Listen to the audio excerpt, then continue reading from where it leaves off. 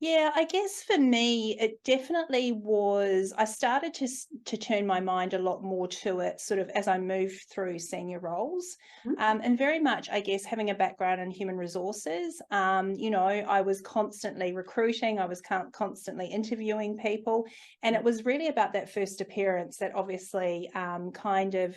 Um, well, it impacted me because it was impacting me in terms of how I saw that candidate sort of turn up and whether they were the right person for the role. It also was an opportunity for me to kind of, explore a little bit further in relation to the way people presented themselves in different ways as well. So definitely going through that more sort of, I guess, transpiring transgression or promotion of into senior roles, but also at the same time very much sort of my background in human resources, being able to kind of obviously when interviewing candidates, sort of getting in front of them, first appearance was very much sort of, I guess, the first thing I could take away from that candidate, that potential candidate.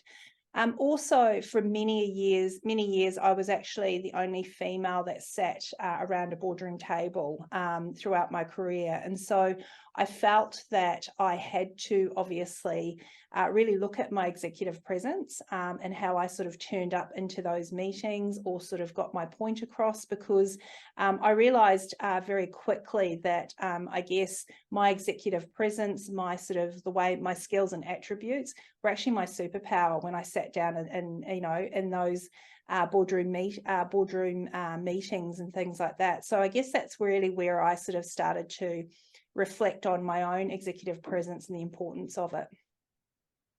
Really interesting points that you raised there. Firstly, about, while you were going through the whole interview process with candidates coming in for roles, what was when did you first think that, oh my goodness, this person has amazing credentials on paper?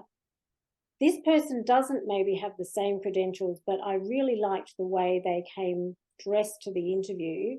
How did that affect your perception of, the suitability of the candidate for the role?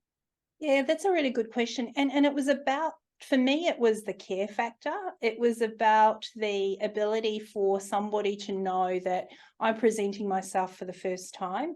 And Mm. so I know that, whoever I'm going to be a meeting for the first time, I've got to make my first impression. Yes, I've seen what they can say they can do on paper, but it really was about that first impression.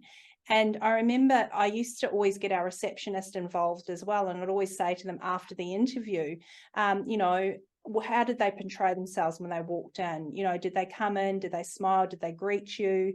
How did they kind of, present themselves Mm. to you as sort of the face of the firm? And so that was really interesting. So that did kind of obviously impact sometimes in relation to the decisions that I made, because I thought, well, one, they care.